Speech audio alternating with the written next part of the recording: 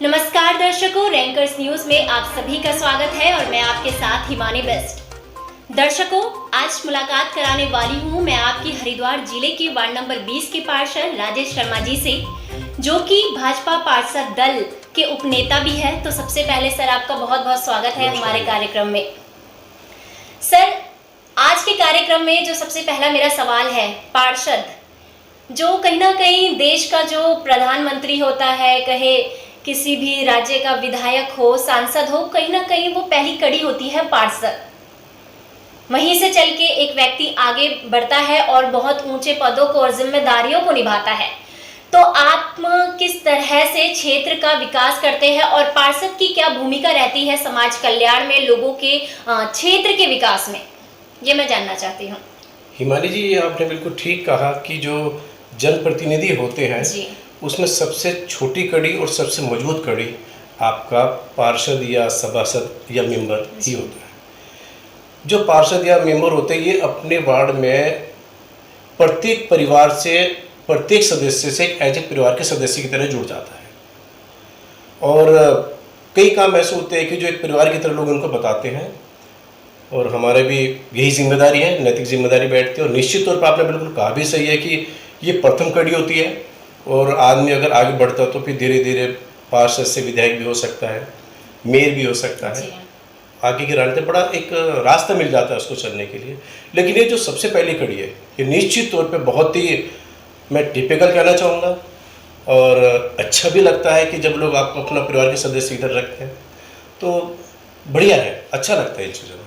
लेकिन जिम्मेदारी ज़्यादा हो जाती है। जी बिल्कुल, जिम्मेदारी ज़्यादा हो जाती है और अधिकतर काम हमारे पास ऐसे आते हैं, ठीक है, सड़क बन रही है, सीवर डल रही है, पानी की लाइन डल रही है, लाइटें लग रही हैं, ये चीज़ एक स्वाभाविक प्रक्रिया है, ये हमारी नैतिक जिम्मेदारी है। नहीं, फिर भी लोग अपने घर का मेंबर समझ के कुछ काम हमें ऐसे ही बताए जाते हैं कि वो कहीं ना कहीं फिर अपने आप को लगता है कि यार हम इतनी घर की तरह मान रहे हैं, परिवार की तरह मान रहे हैं, तो वो नैतिक जिम्मेदारियाँ पूरी अच्छे तरीके से निभाते हैं। जी बिल्कुल, क्योंकि जनता की जो नज़र में हमारे कार्य होते हैं, इंप्रेशन होता है, वो तभी बनता है, तब जाकर कहीं ना कहीं हम आगे बढ़ पाते हैं। इसलिए हमें काफ़ी सावधानी भी बरतनी पड़ती है ताकि हमारी छवि है जो भी धूमिल ना हो सके बिल्कुल भी। और एक पार्षद होने के नाते आपका क्या विचार है कि किस तरह के कार्य क्षेत्र में होने चाहिए, किस तरह लोगों का विकास होना चाहिए, क्षेत्र का विकास होना चाहिए? जो अधिकतर समस्याएं होती है वो गलियों से, कॉलोनियों से ही उठकर आगे बढ़ती है। हिमानी जी, बिल्कुल आपने ठीक कहा। जो वार्ड के काम ना बहुत छोटे छोटे भी होते हैं, सड़क हो गई तो बड़े विषय आ गए, जैसे कि एक राशन कार्ड ले लीजिए, आप पेंशन ले लीजिए, आयुष्मान कार्ड ले लीजिए। तो इस टाइप के भी छोटे ऐसे काम और मजबूत और अच्छे काम होते हैं जो एक आम जनता से डायरेक्ट जुड़े हुए काम होते हैं। इनके प्रति हमारी नैतिक जिम्मेदारी बैठती है। तो मैं अगर अपनी वार्ड की आपसे चर्चा करूँ तो जनता का ये आशीर्वाद मुझे दूसरी बार मिला है और इतना ही प्यार जनता का हमेशा मुझे मिलता रहता है और मैं तो भगवान से प्रार्थना करूंगा ये आशीर्वाद हमेशा मुझे मिलता रहे। मेरे वार्ड में लगभग शायद ही कुछ ही घर ऐसे छोटे होंगे कि जिनकी पेंशन जो उस लाभार्थी के लायक लगते हैं कि ना बनी हुई हो। सबकी पेंशनें बनवा रखी है मैंने। राशन कार्ड शायद कोई घर छोटा हुआ हो वो हो रखा है और आयुष्मान कार्ड भी मैंने कैंप कई बार लगाकर, छोटे स्तर के काम होते हैं लेकिन मैंने सबके आयुष्मान कार्ड भी बनवाए हैं। तो ये प्रयास मेरा रहता है कि जो मुझे जिम्मेदारी, मुझे आशीर्वाद मेरे क्षेत्र के लोगों ने दिया है कि मैं उस पर खरा उतरूँ और ये मेरा प्रयास निरंतर जारी रहता है। क्षेत्र के लोग आपके पास आते होंगे अपनी समस्याओं को लेकर, तो ऐसी कौन सी अधिकतर बातें या समस्याएं होती है जो जिनसे लोग परेशान हैं? सबसे ज़्यादा जो चीज़ समस्या लोग मेरे पास लेकर आते हैं वो समस्या होती है अस्थायी। सबसे अधिक आएगी जिन पार्षद के साथ मैं समझता हूँ, अगर कोई कहीं का भी जनप्रतिनिधि छोटा है, जैसे पार्षद का कहना चाहूँगा या सभासद का, आते सफाई को लेकर कि आज सपोज करो कहीं सीवर चौक हो गई है, कोई नाली खराब पड़ी है, कूड़े का ढेर लगा पड़ा है, तो वो उस चीज़ के लिए सबसे ज़्यादा समस्याएं आती है और ये समस्याएं निरंतर पुनरावृत्ति भी होती रहती हैं। आज अगर सपोज करो हमने कोई एरिया बिल्कुल नीट एंड क्लीन करा दिया है तो निश्चित ही 15 दिन बाद, 20 दिन बाद वो पुनरावृत्ति हो जाती है। इसके लिए मैंने सोच रखी है कि हम लोग को धीरे धीरे जागरूक कर रहे हैं कि भाई किसी तरह लोग जो कूड़ा घर का है वो हमारा जो इस देश के हमारे यशस्वी प्रधानमंत्री है उनका भी एक सोच, एक विज़न है कि देश स्वच्छ, शहर स्वच्छ और आदमी की ज़िंदगी स्वच्छ। तो आदमी को अगर सबसे पहले अपने आप से शुरुआत करनी पड़ेगी कि हम जो घर की में हम देखते हैं कि आपने भी देखा होगा, प्रत्येक व्यक्ति अपने घर को अच्छी तरह साफ करता है, चाहे उसका आपका मंदिर का रूम हो, किचन हो, बेडरूम हो, ड्राइंग रूम हो, तो वहाँ तक पोछा भी लगाएगा, साफ भी करेगा, लेकिन जब उस घर से बाहर जाता है तो शायद वही कूड़ा वो सड़क पर डाल देता है। उसको ये सोचना चाहिए जो सड़क है वो भी तो आपकी अपनी है। आज घर से बाहर निकलता, उसी सड़क पे अपने स्थान पे जाते जब आपको जाना होता है, शायद आपको स्कूल जाना हो, आपको अपने प्रतिष्ठान पे जाना हो या आपकी नौकरी पे जाना हो, तो आपको वही रास्ता जाना है, तो वो भी आपका अपना है। तो थोड़ा अगर आप इस चीज़ पे ध्यान दें तो मैं समझता हूँ इसको हम, हालांकि लोगों में जागरूकता आ रही है, समय लग रहा है, लेकिन मुझे उम्मीद है कि ये धीरे धीरे जो एक बड़ी समस्या इसका निदान अतिशीघ्र होगा। जी, जो अधिकतर समस्याएं है वो स्वच्छता को लेकर है, और हमारे जो भारत के प्रधानमंत्री है वो भी कहते हैं स्वच्छता भारत जो अभियान उन्होंने चलाया, तो हमको इसकी ओर अधिक ध्यान देना चाहिए। आपने कहा कि क्षेत्र की जनता ने आपको दूसरी बार ये मौका दिया है कि आप उनकी सेवा कर सके, तो काफ़ी टाइम से आप देख रहे होंगे हरिद्वार जो कि धर्म नगरी है, ऐसा क्या बदलाव हुआ है हरिद्वार के अंदर? आपको लगता है कि क्या कुछ बदलाव हरिद्वार के अंदर हुआ है स्वच्छता को लेकर? निश्चित हुआ है। देखिए, शुरू में जब मैं भी इतने टाइम से हरिद्वार में रह रहा हूँ, तो लोगों में कहीं ना कहीं एक जागरूकता की कमी थी। हमने कोई चीज़ ली बाजार से, कुछ खाने का सामान लिया, रैपर खाली हुआ तो हमने उसको सड़क पर फेंक दिया। लेकिन आज मैं देखता हूँ कि अगर छोटा बच्चा भी जो जा रहा है ना, तो वो उस रैपर को कहीं नहीं फेंकता, वो डस्टबिन का वेट करता है कि रास्ते में डस्टबिन मिले वहाँ रखे। और धीरे धीरे उसको देखकर मैं देखिए, जब एक बच्चा कोई कार्य अच्छा करता है, निश्चित है कि जो उसके साथ के पेरेंट्स है या जो सामने वाले व्यक्ति देख रहा है, कहीं नहीं उसको अपने आप को शर्म महसूस होती है, जब बच्चा इतना अच्छा काम करे तो हमको उसको फॉलो करना चाहिए। और लोग करते भी हैं, मैंने देखा धीरे धीरे निरंतर ये चीज़ें आ रही हैं। अभी एक छोटा सा उदाहरण कल आपने न्यूज़ में भी देखा होगा कि हर की पौड़ी पर कुछ बाहर के लोग आए थे, जैसे नहाने आ रहे हैं, तो हुक्का होता है ना जैसे गाँव में, तो हर की पौड़ी बैठकर हुक्का पी रहे थे। अब मुझे बड़ा अच्छा भी लगा कि भाई कुछ लोगों ने उसका विरोध किया, पुलिस को बुलाया, उनका हुक्का जब्त करा, हो सकता है पुलिस कार्रवाई भी हुई, तो ये कहीं ना कहीं लोगों के अंदर एक जागरूकता आ रही है। कुछ लोगों ने वहाँ से कुछ जो कूड़ा था, लोगों ने वहीं बाहर के लोगों ने आकर जो थोड़ा बहुत कूड़ा किया, तो सामाजिक लोग, जबकि उनको कुछ इस चीज़ से लेना देना नहीं होता, लेकिन उनके एक मन में है कि मुझे अपना शहर स्वच्छ रखना है, देश स्वच्छ रखना है, तो उसके सोच को लेकर उस कूड़े को हटाते ही मैंने देखा है। तो धीरे धीरे लोग जागरूक हो रहे हैं, और पहले में अब में निरंतर लोगों का प्रयास हो रहा है कि कहीं ना कहीं स्वच्छ शहर हो। देखिए, हमें अपने घर से शुरुआत करनी पड़ेगी। अगर हम सोचे कि देश सुधरेगा तो हम सुधरेंगे, ऐसा संभव नहीं है। हमें सुधरना है तो देश सुधरेगा। भाजपा पार्टी से आप आते हैं, और अधिकतर जो यहाँ पे पकड़ है हरिद्वार के अंदर भी जितने पार्षद देखे जाए वो भी भाजपा पार्टी के हैं। तो 2022 में विधानसभा चुनाव होने हैं, तो आपको क्या लगता है कि किस तरह से अब जीत हासिल करेगी जो भाजपा की पार्टी है हरिद्वार के अंदर, उत्तराखंड के अंदर, और ऐसी क्या मुख्य उद्देश्य है जिनके साथ भाजपा सरकार बनेगी या उतरेगी मैदान में? आपने बिल्कुल निश्चित सही कहा है कि चुनाव का आगाज हो चुका है जी, और भारतीय जनता पार्टी पूरे विश्व की नंबर 1 की पार्टी है।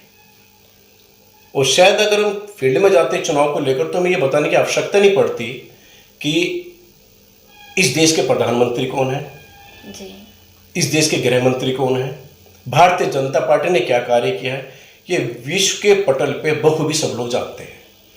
विषय आ जाते कि यहाँ सरकार आएगी नहीं आएगी, मैं आपको दावे के साथ कह सकता हूँ आने वाली सरकार भी भारतीय जनता पार्टी की बनेगी और बहुमत पे ही बनेगी। क्योंकि जितने भी विकास कार्य आप हरिद्वार को लेकर चलिए, यहाँ के 4 बार के विधायक, 2 बार कैबिनेट मंत्री रह चुके हैं, वर्तमान में वो प्रदेश अध्यक्ष है। इतने स्थायी कार्य उनके समय में हुए हैं। मेरे आज भी याद है कि जब पहला उनका कार्यकाल था तो मैं उसमें युवा मोर्चे के महामंत्री था, और जो इस समय मुख्यमंत्री हैं वो उस दौरान लगभग नहीं, उस दौरान वो प्रदेश अध्यक्ष थे युवा मोर्चे के, और मैं शहर का महामंत्री था। तो मेरी विधायक से उसमें बात हो रही थी, मैंने भाई साहब आप पहली बार विधायक बने, मदन जी से मेरी बात, हम गाड़ी में जा रहे थे, मैंने कहा जिम्मेदारी बहुत है आपके ऊपर। तो उन्होंने कहा कि राजेश जिम्मेदारी लेना अच्छा होता है और उसको निभाना और अच्छा होता है। उस समय हरिद्वार में सिविल मेरे ख्याल से शायद 15-20% थी, सड़कों का बुरा हाल था।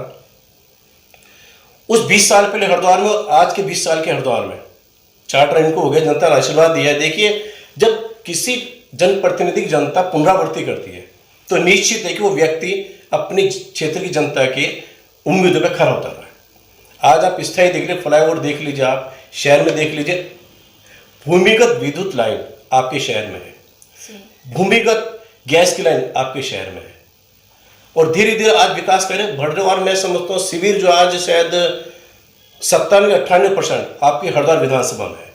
ये विषय हरिद्वार का नहीं है, ये विषय आपको पूरे उत्तराखंड में इसी तरह विकास की अविरल धारा बह रही है।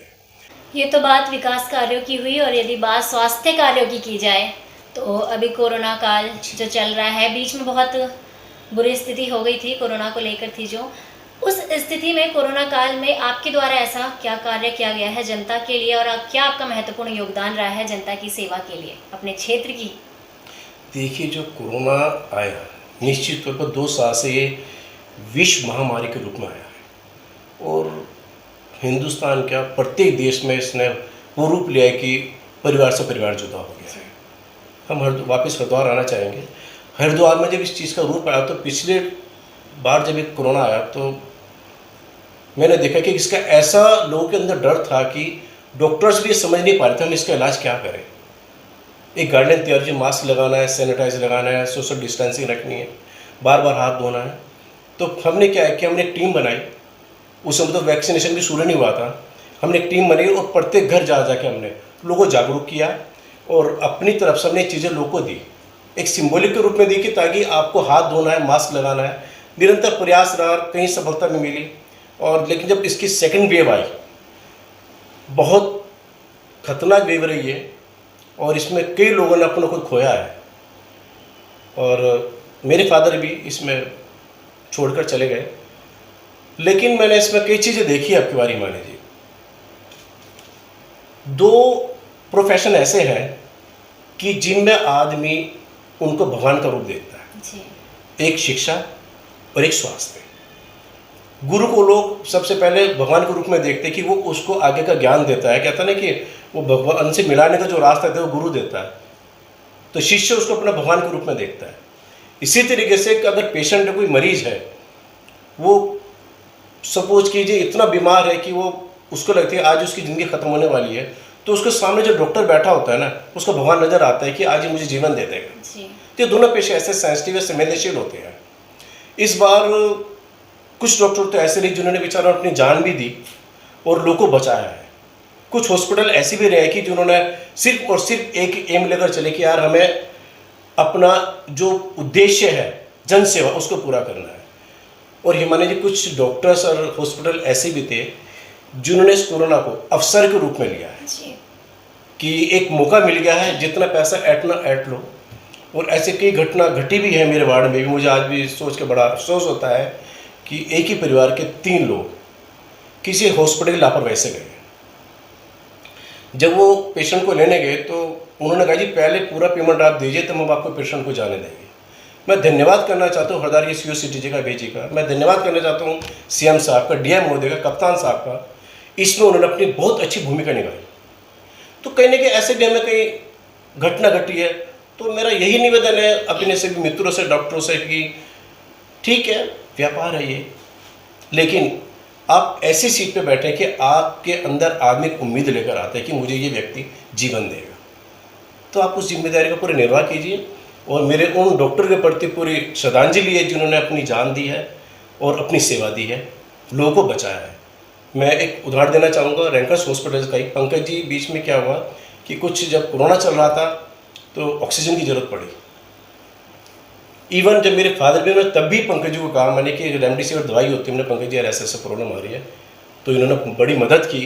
तो रैंकर्स हॉस्पिटल ने उस दौरान भी कई लोगों के लिए निस्वार्थ, और मैं समझता हूँ कि शायद मैंने नहीं किसी व्यक्ति से पैसा उनको दिलाया होगा, और निस्वार्थ लोगों की सेवा करिए। तो ऐसे एक आदर्श जो बनते हैं हॉस्पिटल या डॉक्टर्स, निसंदेह ऐसा होना चाहिए। व्यापार करिए, अच्छी बात है, लेकिन कहीं ना कहीं मन में ये चीज़ जरूर होनी चाहिए कि इस व्यापार के साथ साथ मुझे अपना जो एक प्रोफेशन है, जो मेरी नैतिक जिम्मेदारी है, मुझे उसको पूरा करना है। जी बहुत बहुत धन्यवाद। आप जनता के लिए इतना कार्य कर रहे हैं, कोरोना काल में आपने कार्य किया, और यदि आपके जैसे जनप्रतिनिधि प्रत्येक क्षेत्र को मिले, जिले को मिले, तो वहाँ का विकास होना संभव ही होगा।